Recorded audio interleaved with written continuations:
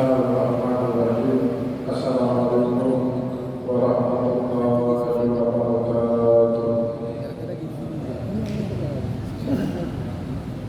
Alhamdulillahilladzi ja'ala ilma taharatan nufus wa nuran lil basair wa hadiyan ilal jannah.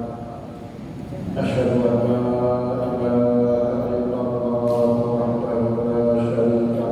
Untuk mendapatkan video-video ceramah terbaru, jangan lupa like, subscribe, dan share.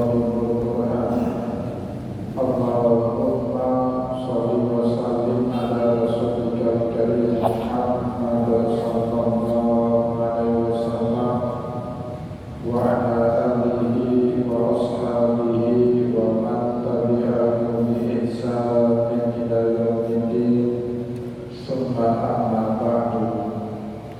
Puji dan syukur senantiasa dan tidak pernah bosan-bosannya kita panjatkan kehadiran Sang Maha Pencipta Allah Subhanahu wa Ta'ala, yang mana dengan limpahan karunia-Nya, rahmat-Nya, hidayah-Nya, serta anugerah-Nya kepada kita semua, kita kembali masih diberi kesempatan, kesehatan, dan usia panjang oleh Allah untuk sama-sama dan senantiasa mengabdikan diri kita di jalannya dengan menjalankan segala perintahnya dan menjauhi semua larangannya.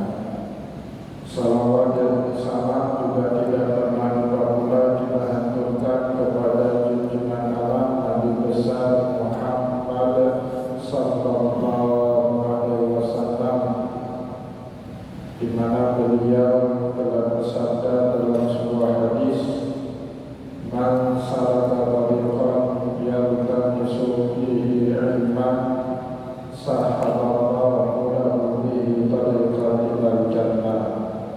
Barang siapa yang mengikuti satu jalan untuk menuntut ilmu agama Allah, niscaya Allah Subhanahu wa Ta'ala mudahkan baginya jalan menuju ke surganya Allah.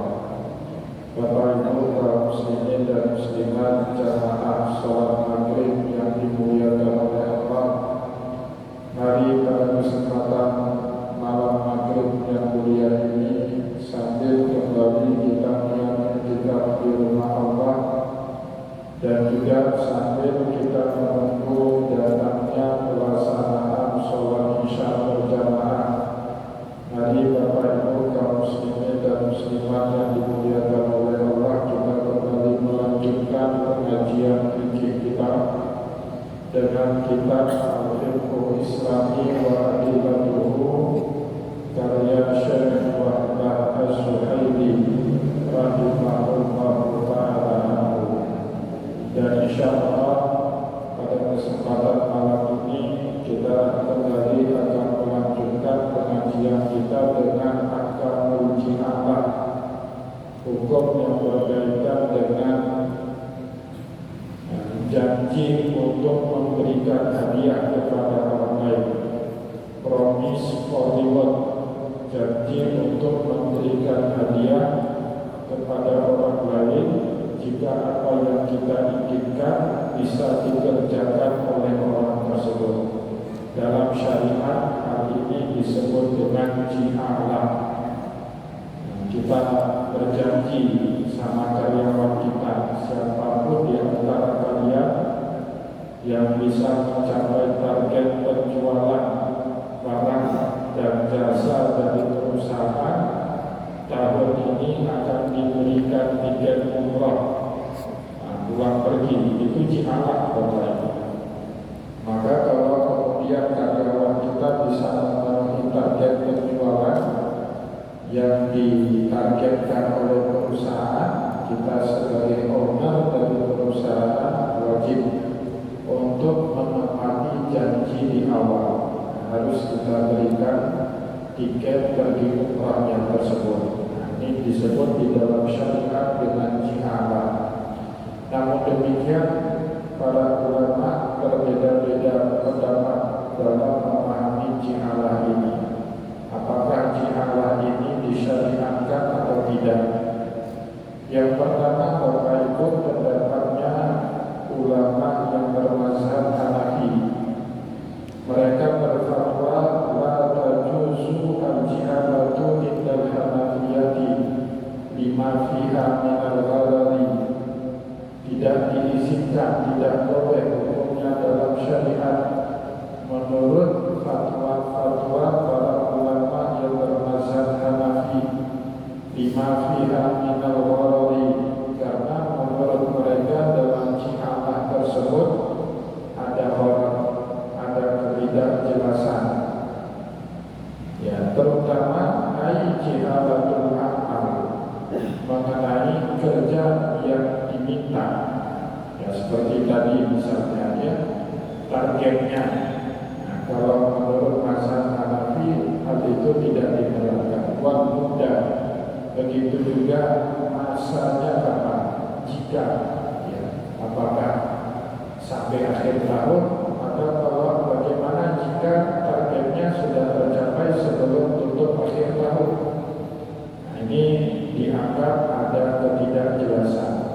Siapa saja yang menemukan mobil saya yang hilang, maka akan diberikan hadiah sepantasnya. Ya, kapan, sampai kapan itu?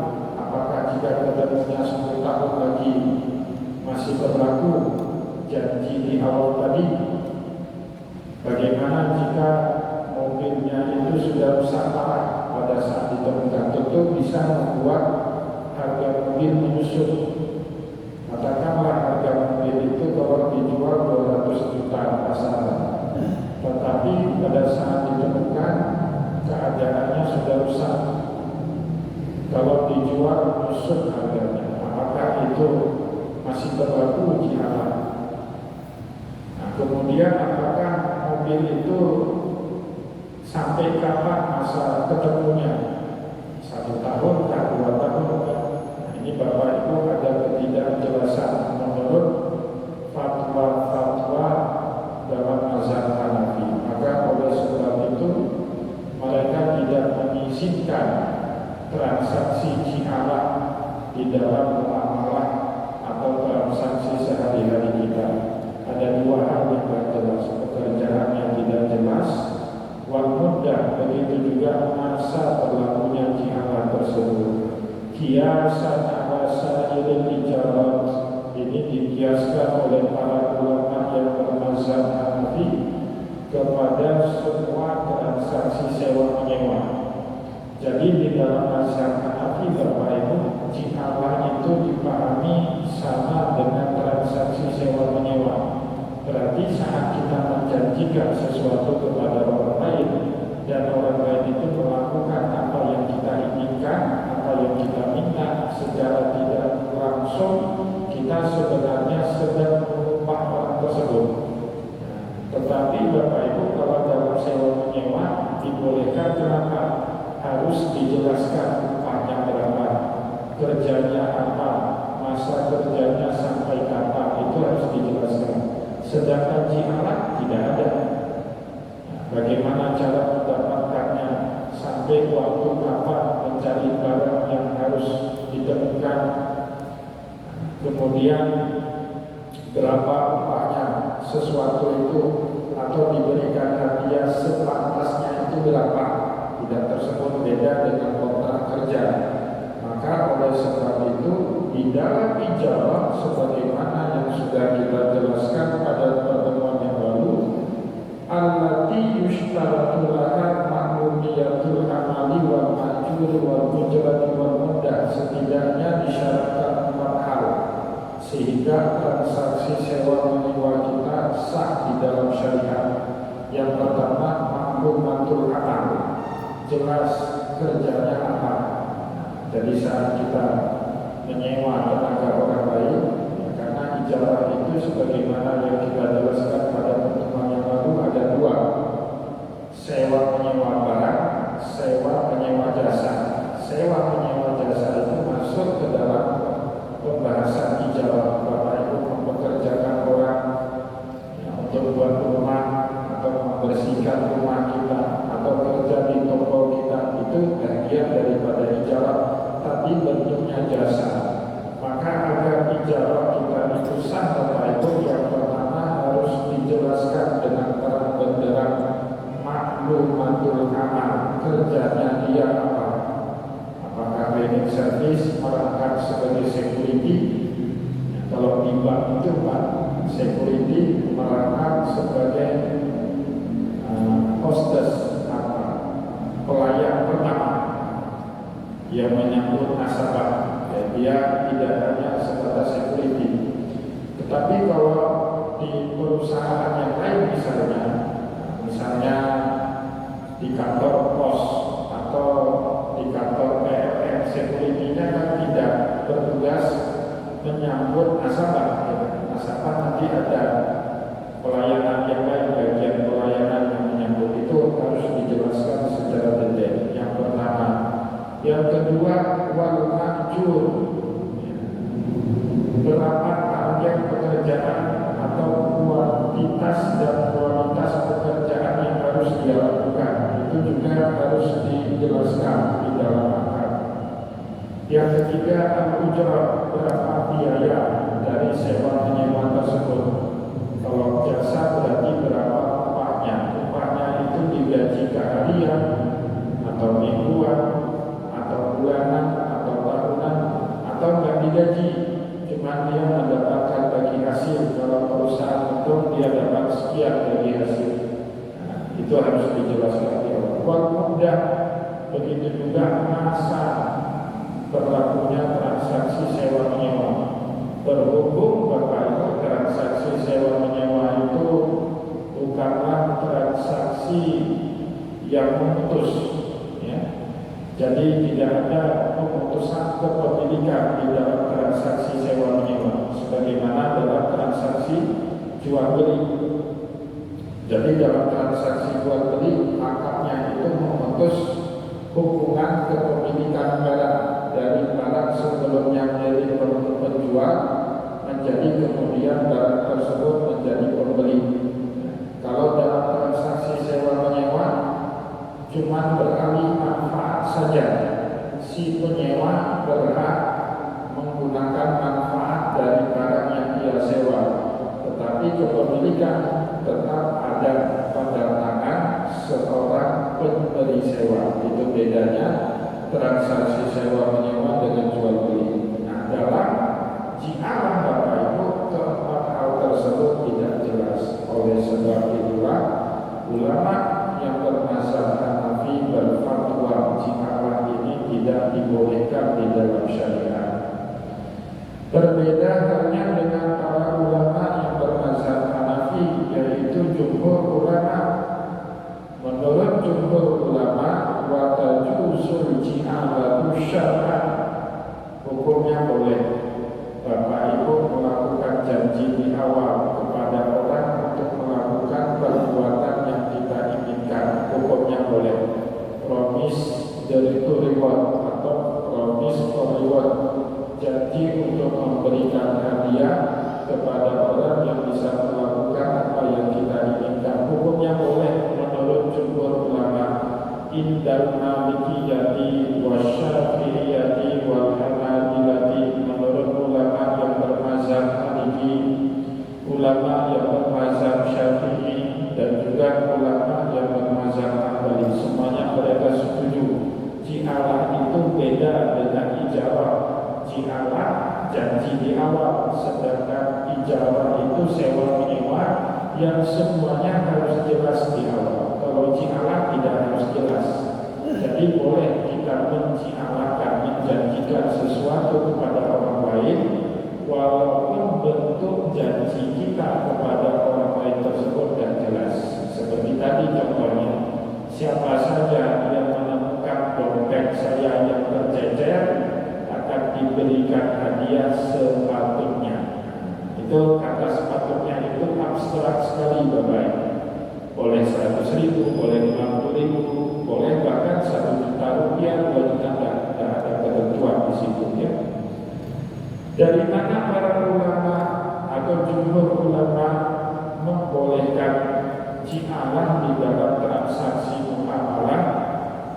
Bidalilin qauluhu ta'ala fi qissati Yusuf ma'a ikhwatihi, Dalilnya diambil dalam firman Allah pada surat Yusuf saat Allah Subhanahu wa taala bercerita tentang Nabiullah Yusuf alaihi salam dengan saudara-saudaranya. Kita tahu semua Bapak Ibu kisah Nabiullah Yusuf dengan saudara-saudaranya. Singkat cerita, Nabiullah Yusuf sudah dibuang sama saudaranya, diambil sama para pedagang Arab yang mau menuju ke Mesir. Kemudian Yusuf dijual di pasar budak, kemudian dibeli oleh keluarganya Zulaikha. Kemudian Yusuf kena fitnah dengan Zulaikha, masuklah Yusuf ke dalam penjara bersama dengan Nabiullah Yusuf dalam satu sel. 2 orang sahabat masuk ke dalam penjara. 2 orang sahabat ini mimpi, dan mimpinya itu berhasil diramal dengan baik oleh Nabiullah Yusuf, dan ramalan mimpi Nabiullah Yusuf itu benar-benar terjadi. Amma ahaduhuma fayasqi rabbahu khamran. Satu orang kalian sebentar lagi akan bebas dan akan kembali menjadi pelayan yang akan menuangkan air anggur ke dalam gelasnya raja. Wa amman akharu fayuslamu fataqulu qayru rasi. Sedangkan satu lagi kamu yang bermimpi dipatok sama burung, kamu sebentar lagi akan dihukum mati, kemudian jasad kamu, mayat kamu akan dimakan sama burung pemakan bangkai, mulai dipatok dari ujung kepala. Singkat cerita, Nabiullah Yusuf alaihissalam kasih pesan kepada temannya yang akan bebas dan menjadi pelayan raja. Pesannya Nabiullah Yusuf alaihissalam, "Uzkurni inda rabbik." Tolong sebut-sebut prestasi saya ini sama raja kamu. Fa'ansani syaitan illa an adhkurah. Tetapi syaitan membuat temannya Nabiullah Yusuf itu lupa untuk menyebut-nyebut nama Nabiullah Yusuf yang sudah berhasil menafsirkan mimpi dengan tepat. Kalau bahasa Al-Quran, fa'ansani syaitan illa an adhkurah, yang membuat temannya Yusuf itu lupa itu syaitan. Tapi memang tabiat manusia seperti itu biasanya, Pak. Kalau susah sama-sama ingat, begitu senang lupa temannya yang susah. Dia sudah keluar bebas dari penjara, lupa sama Nabiullah Yusuf yang masih mendekam dalam penjara. Maka Allah kemudian menyebut di dalam Al-Quran, falabisa fi sijni bid'a sinin. Nabiullah Yusuf masih mendekam di dalam penjara puluhan tahun berikutnya.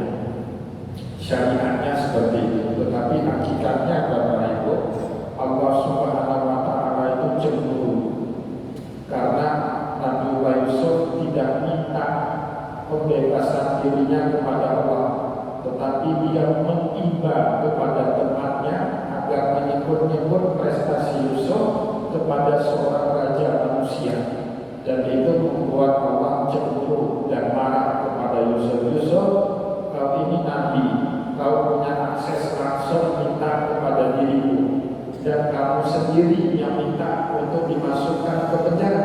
Bapak Ibu yang dimuliakan oleh Allah, kalau Bapak Ibu baca surat Yusuf akan ketemu pernyataan dari Nabiullah Yusuf.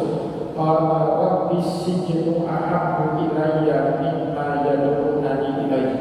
Saat Nabiullah Yusuf digoda bertubi-tubi dengan Zulaikha, maka di situ Nabiullah Yusuf berdoa kepada Allah, rabbi sijnu ahabbu ilayya mimma yad'unani ilayhi.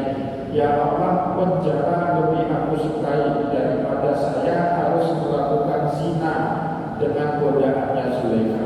Jadi yang minta untuk dimasukkan ke dalam penjara sebenarnya Nabiullah Yusuf sendiri. Allah kabulkan itu permintaan. Nah, maka Bapak Ibu, ada peristiwa tertentu dalam ilmu tasawuf yang terjadi di masa sekarang, dan kita tidak terlalu senang kejadian itu terjadi. Tapi itu sebenarnya permintaan kita di zaman dahulu. Saya sekarang rasakan itu. Dulu waktu saya mahasiswa, Sebelum saya berangkat ke Mesir, saya kuliah di sini 6 bulan, 1 semester. Itu entah kenapa di waktu 6 bulan itu saya senang sekali kalau pergi ke acara undangan. Undangan orang nikah, undangan maulid, undangan akikah. Pokoknya semua saya pergi, Pak. Bahkan berdoa, moga-moga besok ada lagi undangan makan gratis. Bahkan Pak, orang gak kenal pun saya pergi, Pak. Ada orang gak saya kenal, Pak. Sohibul hajah itu gak saya kenal sama sekali. Tapi sebegitu senangnya saya pergi ke acara undangan, saya datang, Pak. Pura-pura kenal. Apa kabar Pak, anaknya berapa? Padahal gak kenal. Masukkan modal, Pak. Masukkan duit 500 perak yang ada gambar monyetnya dulu. Yaitu duit legendaris. Itu modalnya 500 perak, Pak. Taruh nasi. Kalau kita taruh kodok sebelah sini nggak lewat loncat kodoknya. Saking tingginya nasi di piring saya. Pokoknya tiap hari doa, ya Allah besok moga-moga ada undangan ini.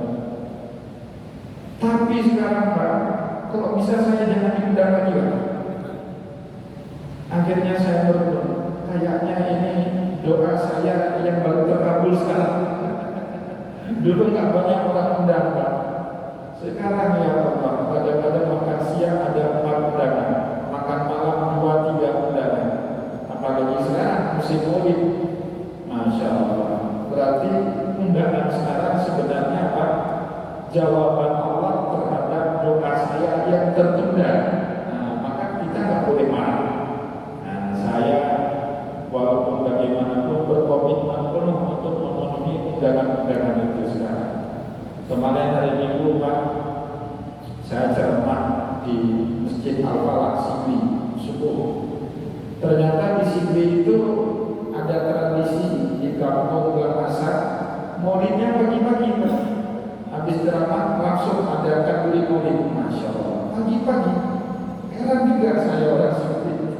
Orang kaburi maulid siang atau sore. Kalau dia ceria, umumnya sore, Pak, habis sholat asar. Kalau di PD itu saya 3 tahun di Lukutu, biasanya siang. Ya Pak, dia siang, makan siang. Tapi di bulan asar itu subuh, Pak. Habis sholat subuh jam 7 udah kaburi maulid. Terus tidak boleh pulang dulu. Nah, siangnya ada kaburi maulid saya bilang. Padahal di Banda Aceh ada beberapa undangan, termasuk ke daerah Ibu Hamdan. Tidak sempat saya pergi. Cepat saya balik, Pak. Jam 12 itu balik sampai Banda Aceh. Jam 2 itu sampai Indrapuri. Saya singgah dulu di Montasi, di Menasaluk, kampung Menasaluk ada maulid lagi, singgah di situ.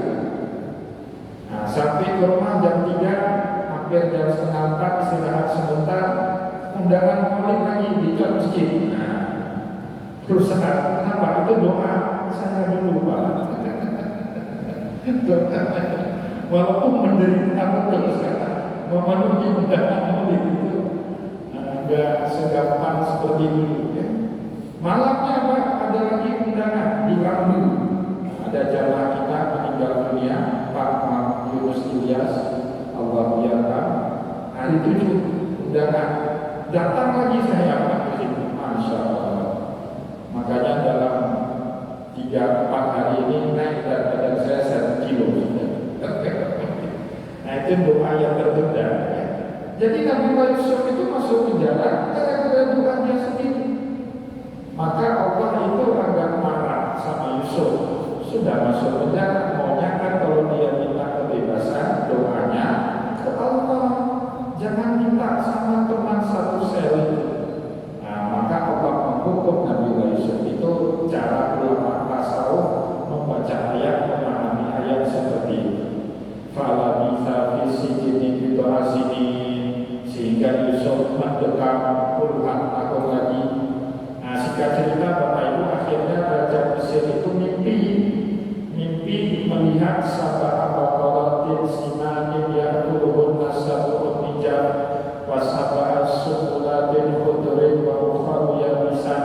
Ada 7 ekor sapi gemuk dimangsa sama 7 seekor sapi kurus. Ada 7 jenis tumbuh-tumbuhan subur diterkam oleh 7 jenis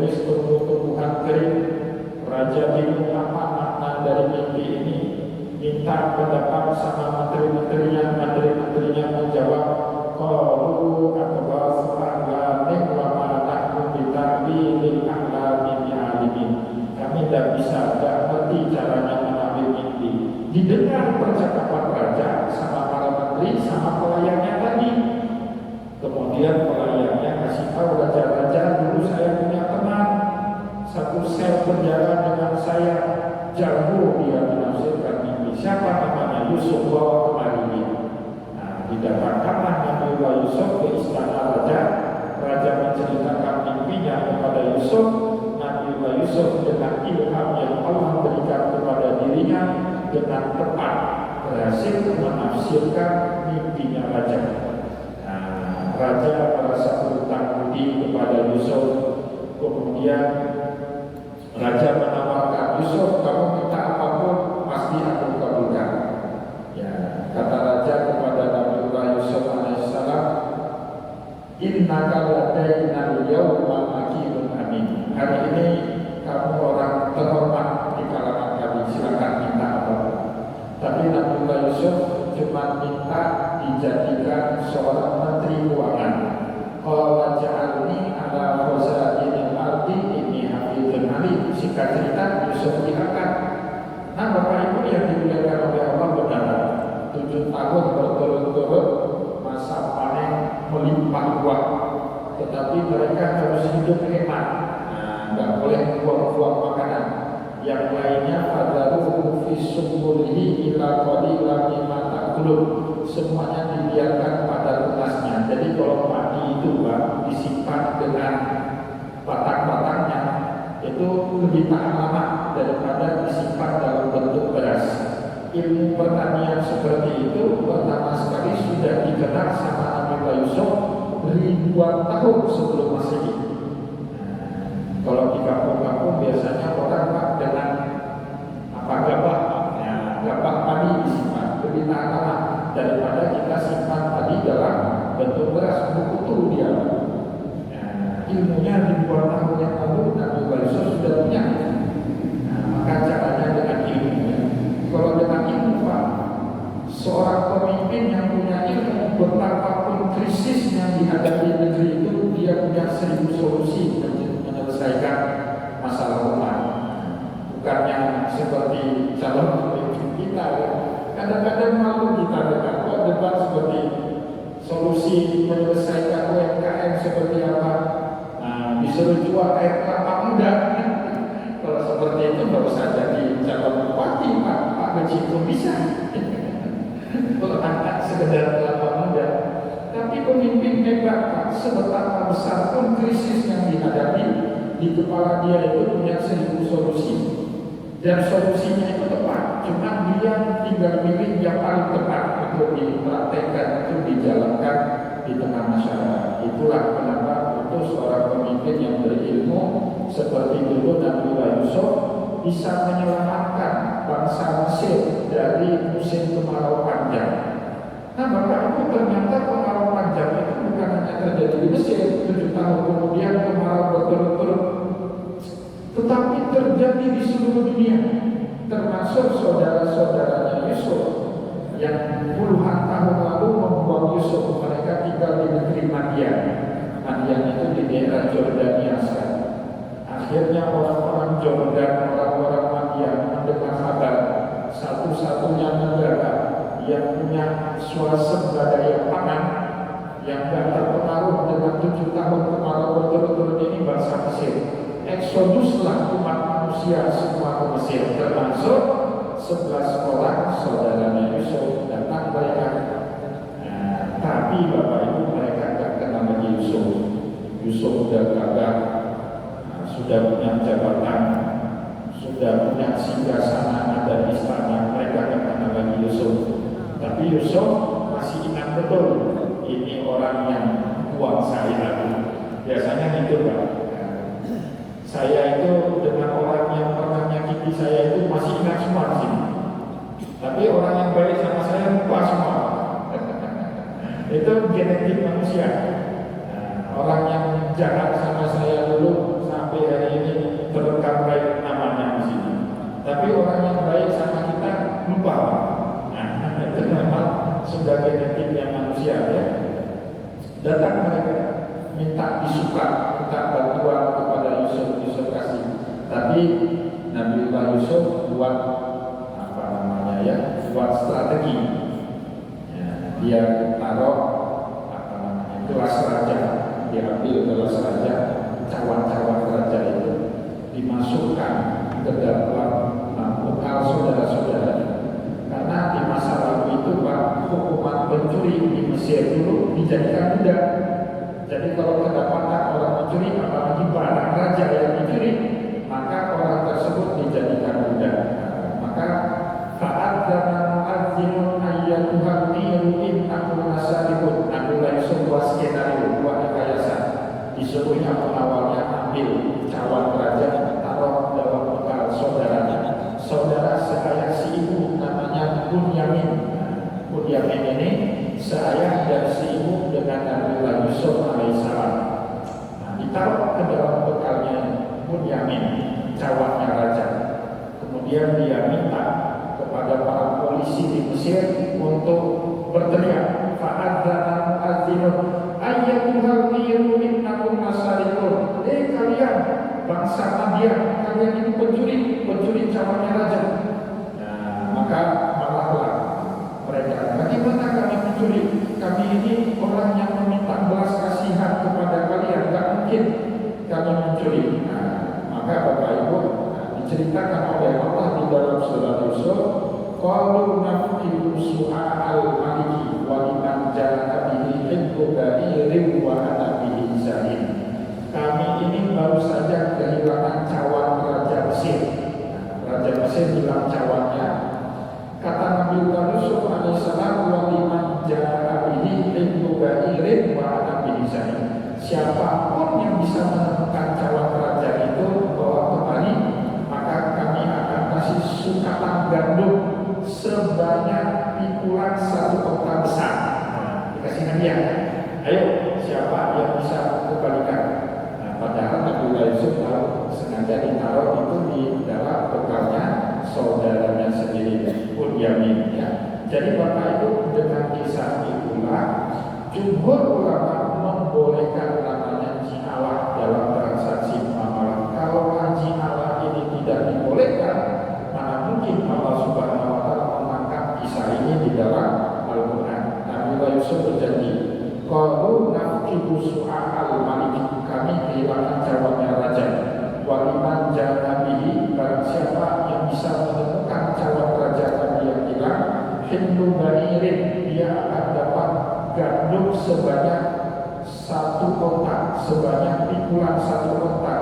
Wa ana bihi zain, dan saya sendiri yang bertanggung jawab untuk memenuhi janji tersebut. Nah, itu kan ji'alah Bapak Ibu ya. Maka oleh sebab itulah jumhur ulama berdasarkan firman Allah Subhanahu wa Ta'ala di dalam ayat tadi membolehkan yang namanya ji'alah di dalam transaksi muamalah kita sehari-hari.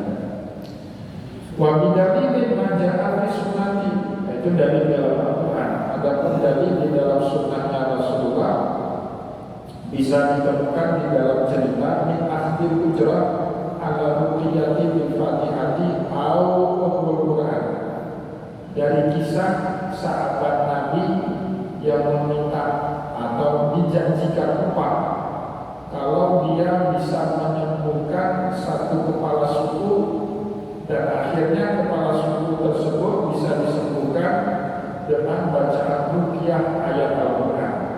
Jadi ceritanya ada itu Bapak Ibu di dalam Sunan An-Nasai, marawahul jamaah, ya, diriwayatkan oleh jamaah para ahli hadis di dalam kitab sunannya An Abi Sa'id Al-Khudri radhiyallahu anhu, dari sahabat Nabi Abu Sa'id Al-Khudri radhiyallahu anhu, beliau bercerita kepada kita, anna nasan min ashabi Rasulillah sallallahu alaihi wasallam atau hayyan min ahya'il Arab.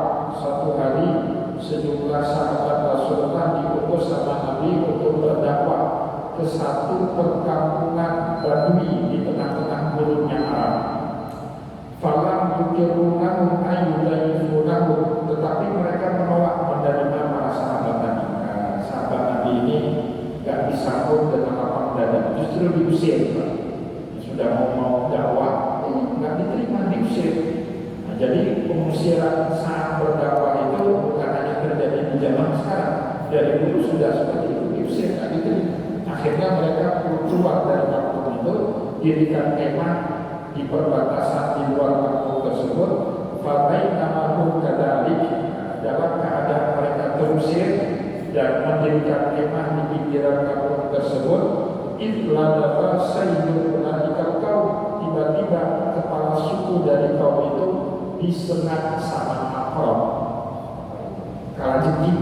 Ada kalajengking menyengat kepala suku dari kaum tersebut. Maka datanglah orang kaum itu, kabilah itu ternyata tidak ada tabib, tidak ada yang bisa menyembuhkan. Maka mereka menduga ini pasti pendakwah-pendakwah itu ada yang bisa ilmu tabib. Nah, ayo kita didatangilah. Hal fikum rabbin, siapa di antara kalian yang bisa membacakan ruqyah? Karena kepala suku kami sakit disengat sama kalajengking yang berbisa. Ya, jadi kalajengking itu Pak, apalagi kalajengking burung, kalau nggak cepat dihentikan bisanya bisa menyebabkan kematian. Ya, faqulu laqtaqunaha falam naf'al aw taj'alu lana ja'lan. Kami tidak akan lakukan itu kecuali kalau kalian mau menjanjikan sesuatu kepada kami. Nah, kenapa sahabat Rasulullah melakukan hal demikian?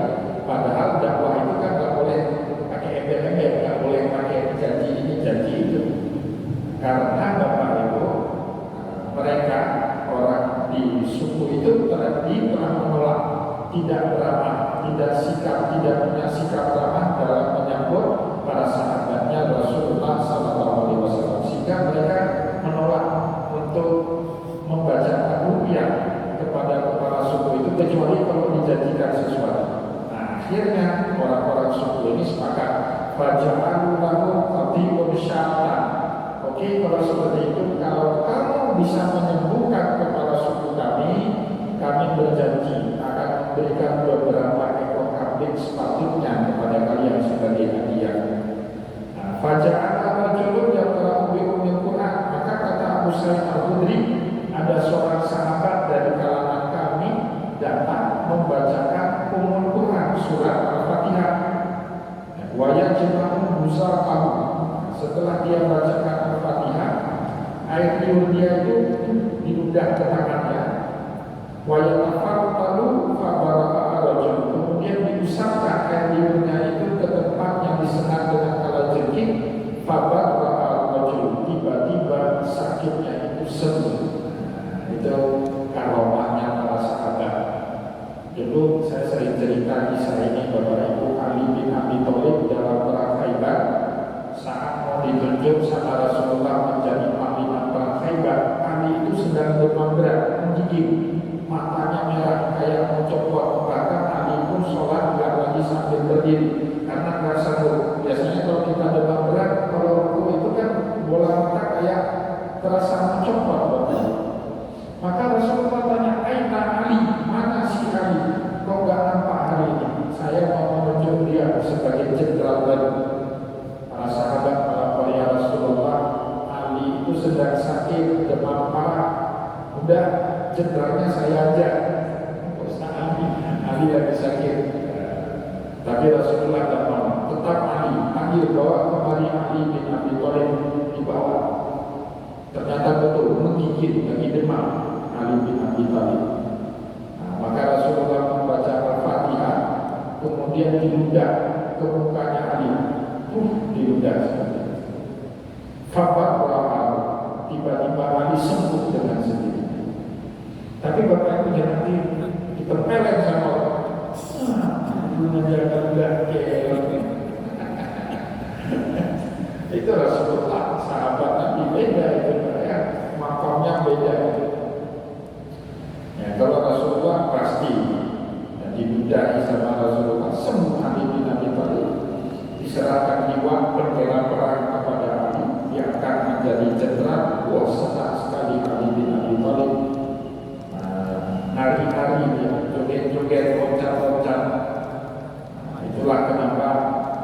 Di dalam tarekat ada orang zikirnya sambil joget-joget, itu sangatnya nyambung ke Ali. Bertakmid, alhamdulillah, alhamdulillah, tapi sambil joget-joget. Tongkat apa? Bendera itu dulu bendera perang. Kalau sekarang kan tongkat komando, jenderal pegang tongkat komando. Bendera perang itu di lambung-lambung ke atas sama Ali, senang Ali. Ali ditunjuk jadi panglima perang untuk menaklukkan Khaybar, sambil dia mendendangkan syair analladzi sa'atni ummi bihaidar.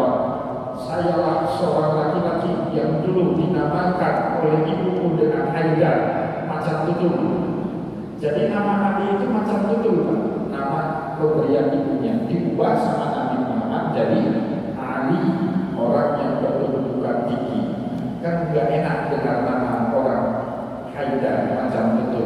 Kakek Rasulullah dulu ada namanya Kilab, anjing, gak enak kita dengar diubah. Jadi Rasulullah senang mengubah nama para sahabatnya. Ya, fa'atau bisyabin, karena sudah berhasil menyembuhkan dengan bacaan Al-Fatihah, maka orang dari kabilah itu menghadiahkan beberapa ekor kambing kepada para sahabat Rasulullah. Tetapi akhirnya mereka pikir, ini sah gak? Ini halal gak? Kita membagi orang dengan syarat dihadiahkan kambing. Khawatir kita ini gak sah, haram atau setidaknya syubhat. Nah, maka para sahabat itu bermusyawarah sesama mereka, la naqudaha hatta nas'ala Rasulullah sallallahu alaihi wasallam. Ini aja deh, jangan kita ambil dulu kambing itu sampai kita kembali ke kota Madinah, kita tanya dulu Rasulullah. Kalau Rasulullah izinkan, kita sembelih kambing. Kalau Nabi tidak izinkan, ya sudah, kita kembalikan kepada kepala suku tadi. Maka setibanya mereka di kota Madinah, mereka bertanya kepada Nabi, Fasa'alu Rasulullah sallallahu alaihi wasallam adzalik. Mereka langsung bertanya Rasulullah, kemarin waktu kami dakwah ke suku sana itu terjadi kejadian gini. Singkat cerita kami dihadiahkan kambing karena ada salah satu dari kami yang bisa meruqyahkan Al-Fatihah kepada kepala suku yang disengat dengan kalajengking dan benar-benar sungguh dengan bacaan Al-Fatihah itu. Fadhahika Rasulullah, Nabi pun tertawa tersenyum mendengar ceritanya para sahabat tadi. Nabi kemudian balik bertanya kepada para sahabat, wa ma adraka innahu ruqyah, dari mana kau tahu Al-Fatihah itu bisa menjadi ruqyah? Jadi Al-Fatihah itu kan bagi orang yang punya karamah. Kalau Bapak Ibu nggak punya karamah, bacain Al-Fatihah sama orang yang sakit gigi, makin sakit giginya. Aduh, apalagi sakit gigi Pak. Itu sakit gigi itu kalau kita rindu di depan orang sakit gigi ngajak berantem. Aduh, bukan baca ya. Kamu yang benar. Itu Al-Fatihah kita, ya. Makin sakit gigi orang itu. Tapi sahabat ditanya sama Rasulullah, "Wa adraka kita ruqyah?" Kau dari mana tahu Al-Fatihah itu jadi bacaan ruqyah? Yang sahabat itu ya tidak jawab apa-apa. Kemudian Rasulullah berkata, "Khudhuha wadribu di sana." Silakan ambil kambing yang dihadiahkan kepada kalian, tapi jangan lupa ajak-ajak saya waktu makan. Kata Rasulullah. Nanti bercanda sama sahabatnya, nanti waktu makan ya jangan lupa ajak-ajak saya juga. Itu Bapak Ibu dua dalil ya, yang dipegang oleh jumhur ulama, boleh kita mengamalkan syiar di dalam kehidupan kita sehari-hari ya. Semoga apa yang kita sampaikan pada kesempatan malam ini bermanfaat kepada kita semua. Saya mohon maaf jika ada yang tidak berkenan. Wassalamualaikum warahmatullahi wabarakatuh.